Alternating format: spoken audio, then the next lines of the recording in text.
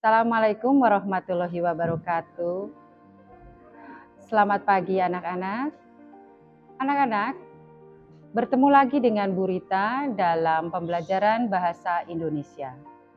Hari ini kalian akan belajar materi esai. Anak-anak, sebelum kita membahas materi tentang esai, Ibu ingin menanyakan dulu kabar kalian.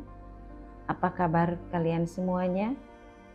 Semoga sehat dan senantiasa dalam lindungan Allah Subhanahu wa Ta'ala, Tuhan Yang Maha Esa. Anak-anakku, pada materi esai ini kalian akan mendapatkan berbagai informasi dan semoga informasi itu menjadi ilmu yang akan berguna untuk kalian. Selamat menyimak, tetap semangat. Esai. Pernahkah kalian mendengar esai? Mengawali pertemuan kita pada kali ini, Ibu akan menjelaskan dari pengertian. Esai adalah karangan singkat yang berisi pendapat penulisnya. Ada juga yang berpendapat esai adalah karangan prosa yang berisi pandangan pribadi penulis mengenai sebuah objek atau fenomena. Dapat disimpulkan, pengertian esai adalah teks yang dapat digunakan untuk membahas berbagai fenomena seperti bahasa, budaya, politik, agama, sosial, dan lain sebagainya.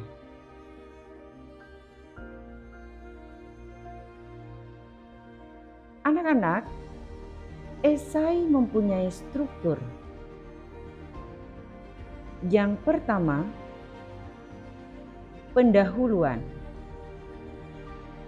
Pendahuluan atau tesis atau pernyataan umum. Yang kedua, dukungan atau argumen.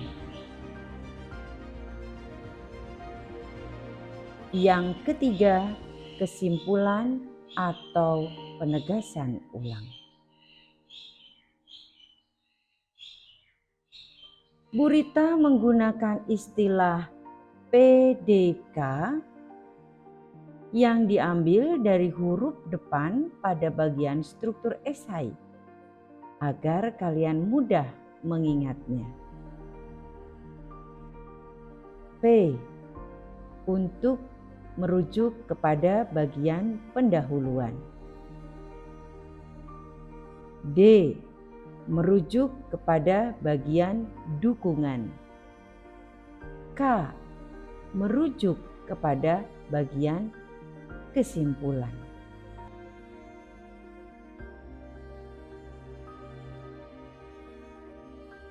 Anak-anak, perlu Ibu jelaskan bahwa pendahuluan atau tesis merupakan pendapat atau opini umum berupa pengenalan atau deskripsi yang berisi latar belakang permasalahan. Di bagian ini, isinya bisa berupa paparan tentang hal apa yang ternyata menimbulkan kegalauan, sehingga ada ketimpangan atau kontradiksi antara harapan dengan kenyataan, sehingga hal tersebut menimbulkan permasalahan.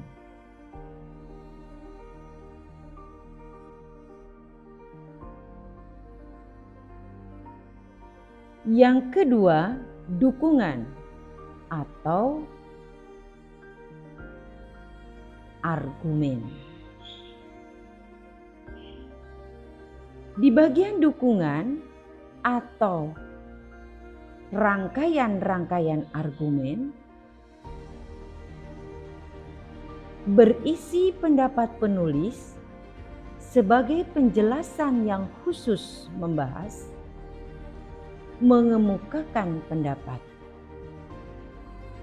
Di bagian ini banyak memuat pendapat penulis yang belum disampaikan oleh orang lain.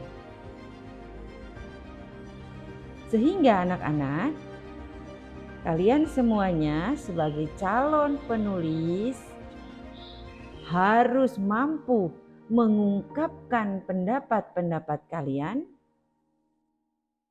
pendapat-pendapat baru, pendapat-pendapat yang sangat-sangat bagus. Bahkan kalau bisa pendapat itu tidak sama dengan pendapat yang sudah ada. Sehingga terjadi keterbaruan. Dan yang terakhir di bagian struktur adalah kesimpulan atau penegasan ulang.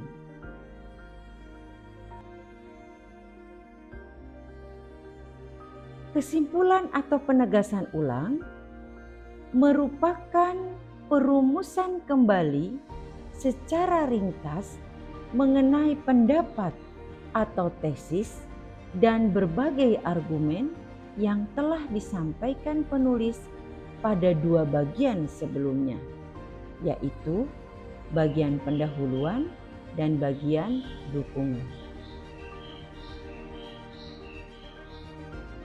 Dalam teks esai, biasanya pada bagian ini akan memuat solusi alternatif yang dapat menyelesaikan permasalahan yang dibahas.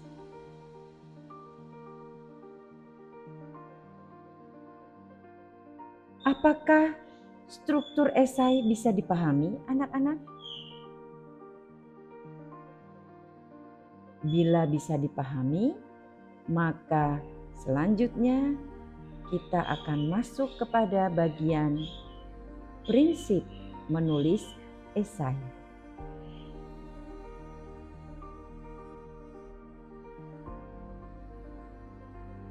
Prinsip-prinsip apa saja yang harus kalian perhatikan pada saat kalian menulis esai? Yang pertama, harus jeli dalam menemukan aspek-aspek menarik dari sebuah objek atau fenomena yang dibahas. Jadi kalian harus bisa menemukan objeknya benar-benar menarik, benar-benar hal yang baru, benar-benar bisa memikat pembaca untuk membaca tulisan kalian nanti.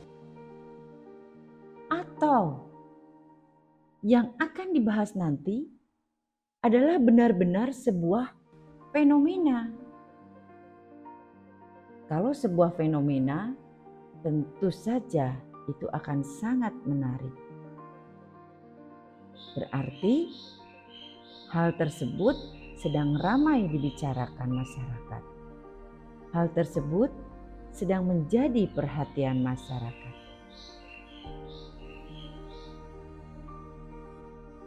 Yang kedua, bekali diri kalian sebagai penulis dengan pengetahuan. Kalian harus belajar banyak tentang hal-hal yang akan kalian tulis nanti. Yang ketiga, Gunakanlah dukungan atau argumen atau pendapat yang kalian sampaikan itu benar-benar logis, terutama pada saat membahas objek atau fenomena yang dapat diterima oleh pembaca. Maksudnya begini anak-anak, pada saat kalian berpendapat tersebut, apa yang kalian sampaikan itu benar-benar masuk di akal para pembaca. Jadi kalian menyampaikan informasi, menyampaikan hal-hal yang ingin kalian jadikan sebagai dukungan atau argumen itu bisa diterima dan diakui benar adanya.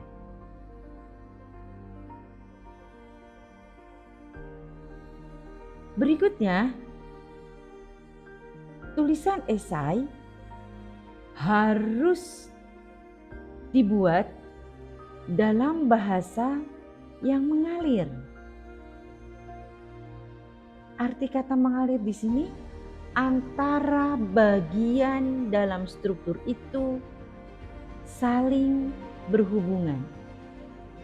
Ada korelasi antar paragraf sehingga yang membaca benar-benar merasakan bahwa esai yang kalian tulis sangat menarik dan mudah dipahami.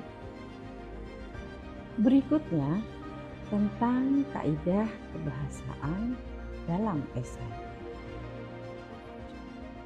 Dalam esai, kebahasaan yang harus diperhatikan adalah 1. Menggunakan pernyataan persuasif.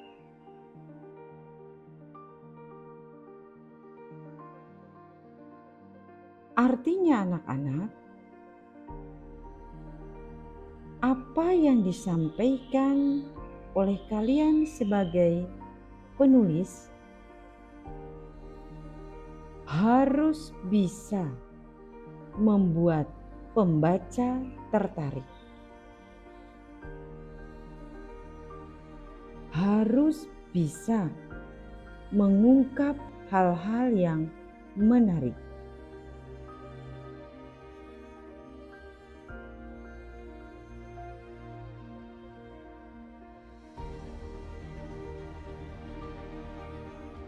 Kemudian yang kedua, menggunakan pernyataan atau ungkapan yang bersifat menilai atau mengomentari.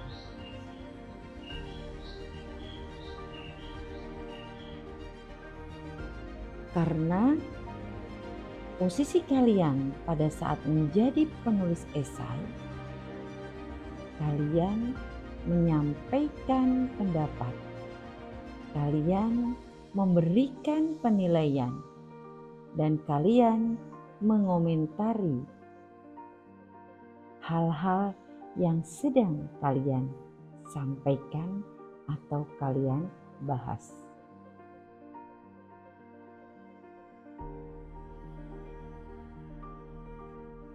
Yang ketiga, menggunakan istilah teknis sesuai dengan topik yang sedang dibahas. Istilah-istilah teknis ini sesuai dengan bidang yang kalian pilih. Misalnya, yang dipilih adalah bidang kesehatan. Maka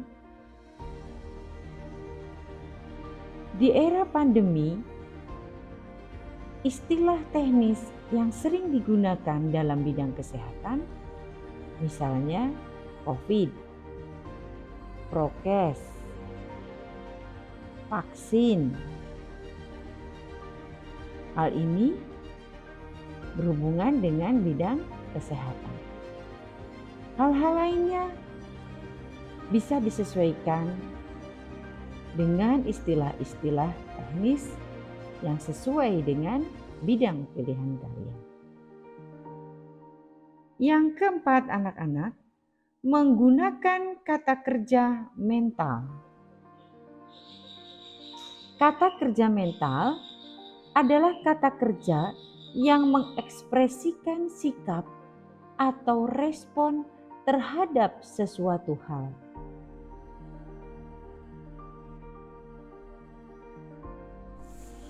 Mengapa ada kata kerja mental dalam teks esai?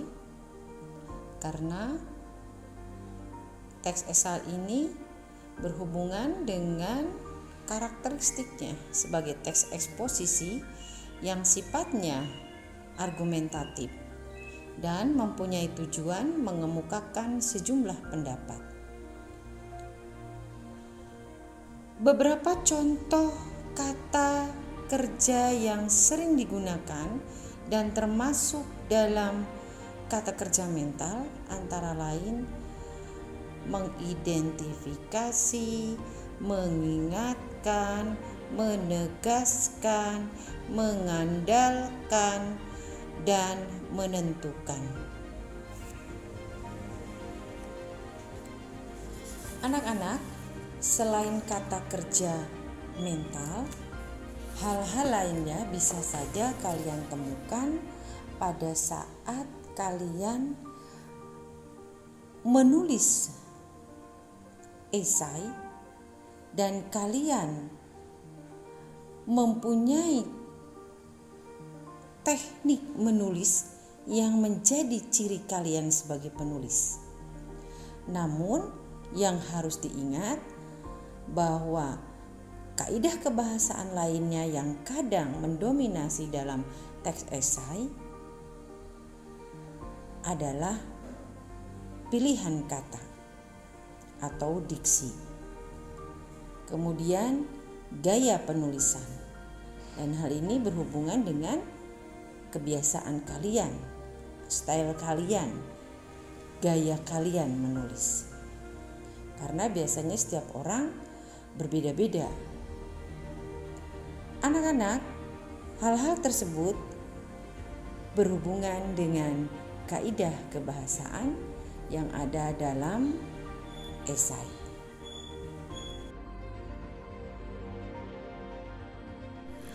Anak-anak, perlu kalian ketahui bahwa kritik dan esai adalah dua jenis tulisan yang hampir sama. Keduanya sama-sama mengungkapkan pendapat dan argumen. Namun, penulis kritik dan esai haruslah melakukan analisis dan penilaian secara objektif terlebih dahulu agar dapat dipercaya.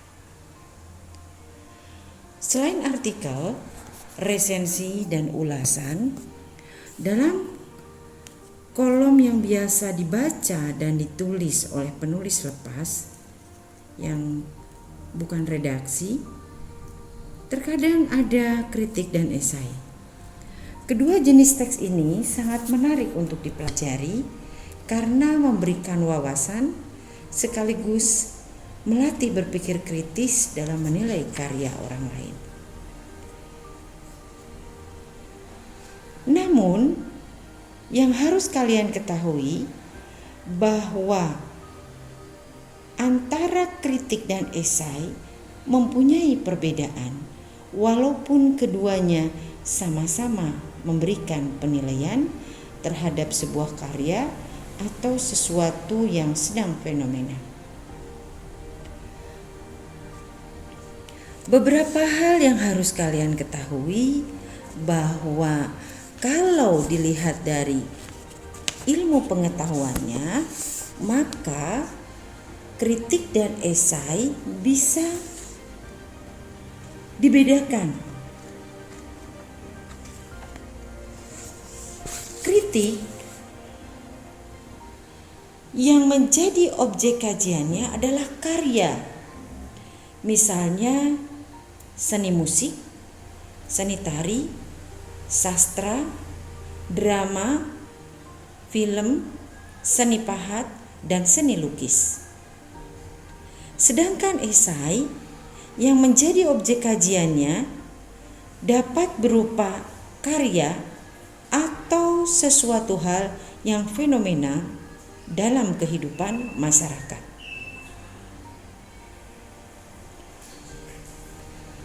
Kritik pendeskripsiannya karya bila karya itu berwujud buku, maka deskripsinya berupa sinopsis atau novel. Namun esai tidak ada ringkasan atau sinopsis karya. Kritik, data-datanya disajikan secara objektif. Sedangkan di esai tidak selalu membutuhkan data.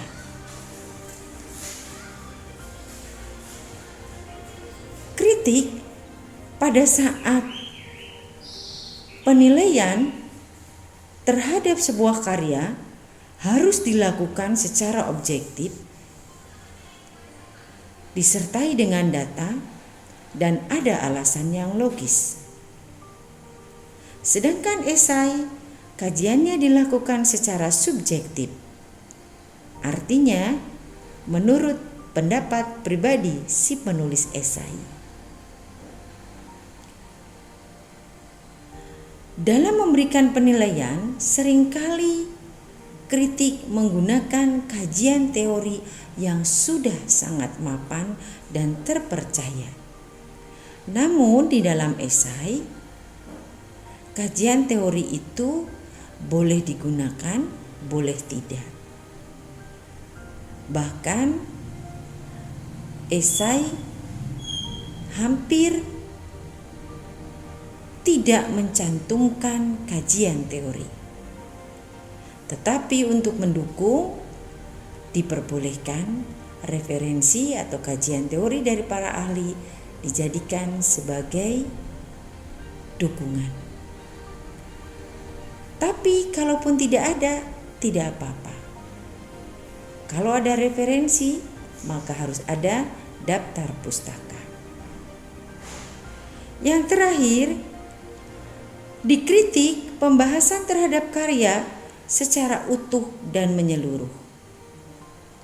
Sedangkan di esai, objek atau fenomena yang dikaji tidak dibahas secara menyeluruh, tetapi hanya pada hal-hal yang menarik menurut pandangan penulisnya. Namun, pada saat melakukan pembahasan, tetap harus utuh dan menyeluruh. Anak-anak, apabila kalian sudah pernah menulis esai, maka pada masa yang akan datang kalian tetap akan tertarik dan ingin menulis esai kembali. Karena manusia hidup selalu menemukan hal-hal unik untuk dikomentari. Fenomena selalu ada dalam kehidupan manusia. Demikian yang bisa disampaikan untuk materi esai.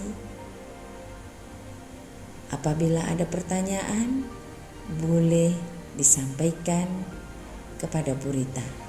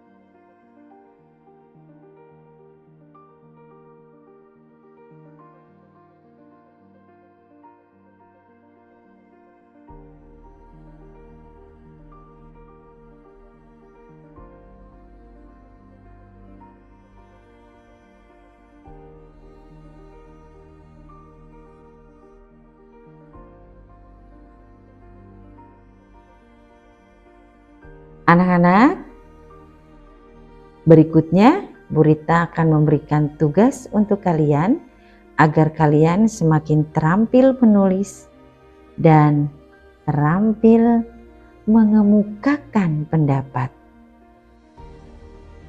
Tugas untuk kalian setelah kalian menyimak materi tentang esai adalah kalian Ibu minta menulis esai.